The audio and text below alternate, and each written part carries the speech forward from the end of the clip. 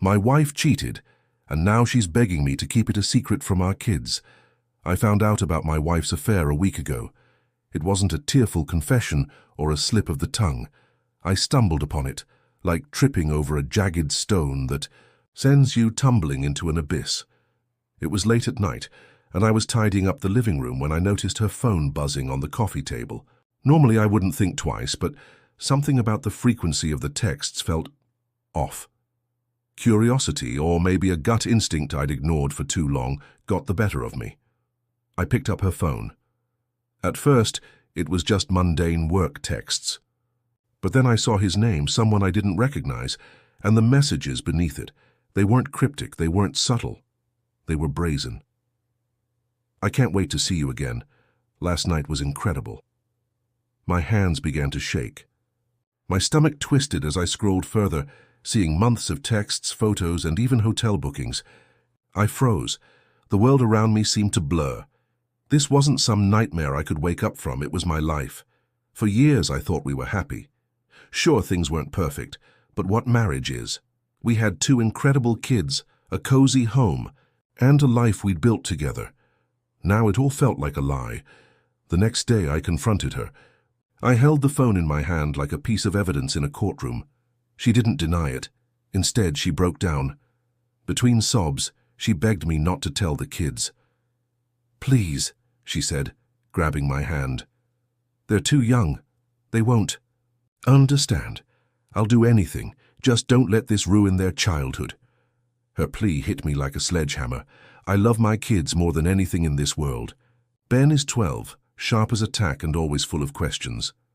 Lily is 8, still living in a world of fairy tales and happy endings. But how could I lie to them? How could I pretend everything was fine when my world was crumbling?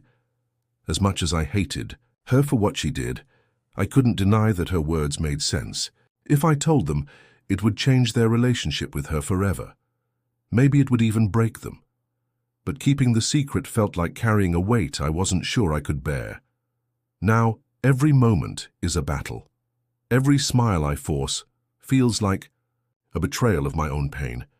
But the kids can't see it, they can't know. For their sake, I have to keep going. But at what cost? Looking back, I should have seen the signs. It wasn't one big change, but a series of small shifts that together painted a picture I refused to look at. She started staying late at work, more often blaming tight deadlines or staff shortages. It seemed believable at first. She's always been dedicated to her job. But then her demeanor began to change. She was more distant, distracted even when we were together. Conversations became shorter, her laughs less genuine. And the phone, she was suddenly glued to it. She'd smile at texts but hide the screen when I was near, claiming it was just work stuff. I brushed it off, convincing myself I was being paranoid. I trusted her. We'd been married for 14 years. We had a family, a life, and a history I thought was unshakable, but the doubts lingered, like an itch I couldn't scratch. The breaking point came one evening when she came home later than usual. She looked disheveled, her makeup smudged, and her excuses didn't add up. My gut told me something was wrong, but I still hesitated. It wasn't until a few nights later, when she accidentally left her phone charging in the kitchen, that I couldn't ignore the nagging feeling anymore.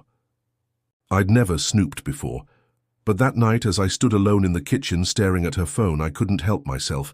My heart raced as I picked it up, my thumb hovering over the screen. Her passcode hadn't changed, small comfort in a storm of uncertainty. The first few messages were normal, texts from friends, reminders about work meetings.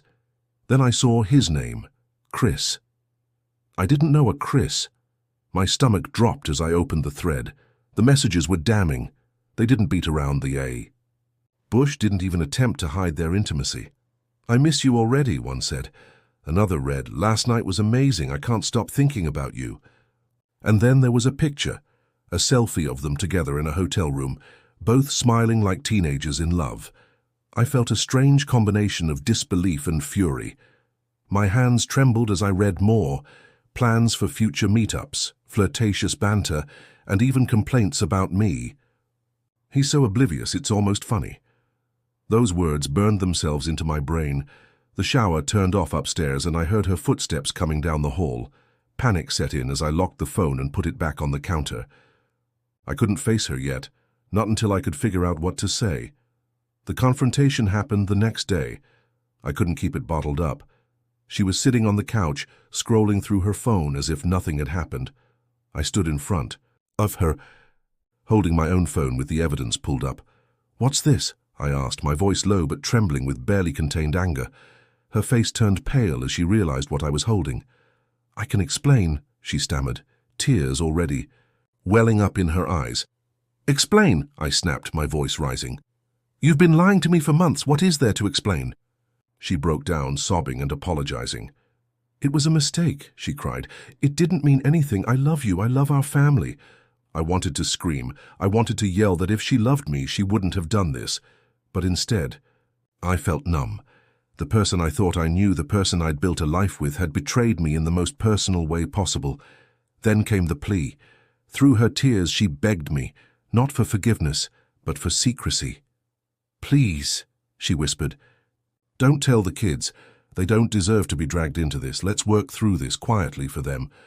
Her words hung in the air like a fog. I didn't know what to say. My world was already crumbling, and now she was asking me to keep it together for the sake of the kids. Her words echoed in my head, louder than the sound of my own heart pounding in my chest.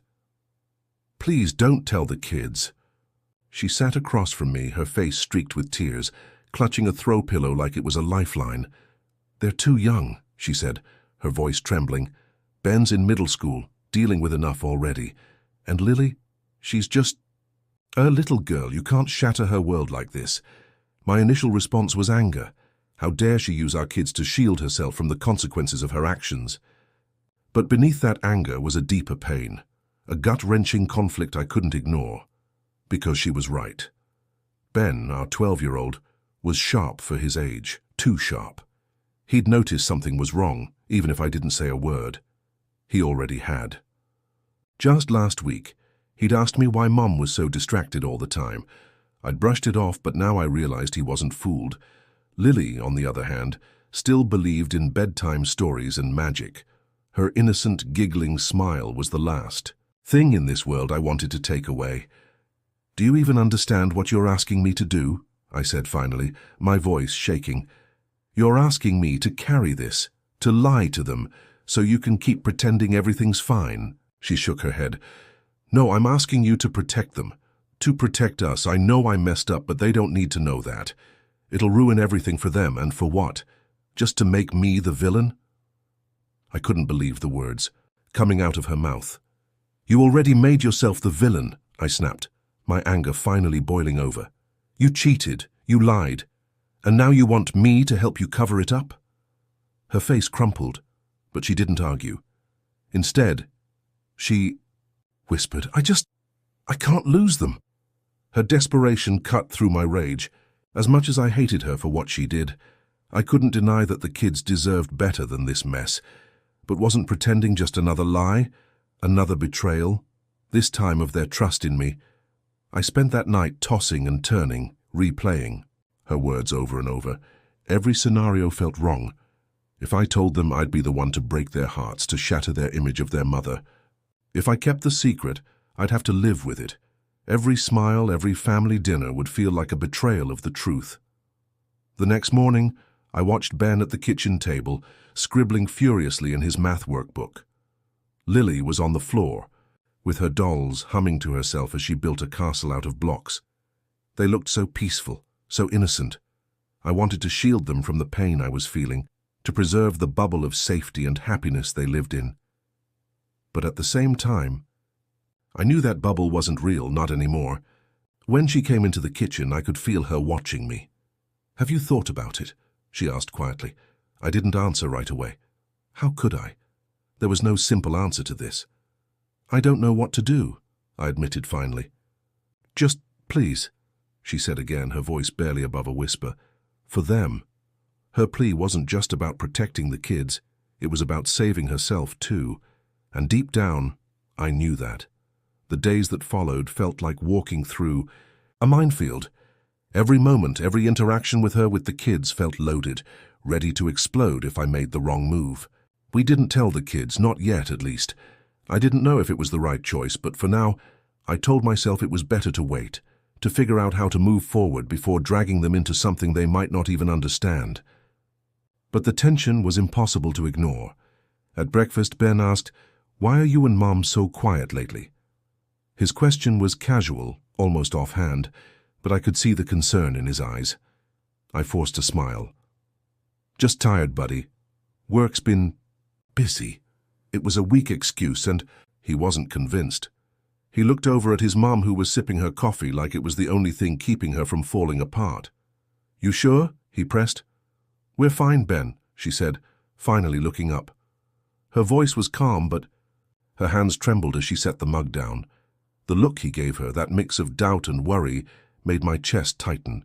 He was too smart for his own good. Lily, on the other hand, seemed blissfully unaware. She spent her days playing with her, dolls or drawing pictures of our family, always with big smiles and hearts around us. Every time she showed me one, I felt a pang of guilt. I wasn't sure if I was protecting her innocence or prolonging a lie that would hurt her even more when it came crashing down. At night, the silence between my wife and me was deafening. We barely spoke unless it was about the kids. When we did talk, it was tense, every word carefully measured to avoid igniting another argument. One night, after the kids were asleep, I finally broke the silence.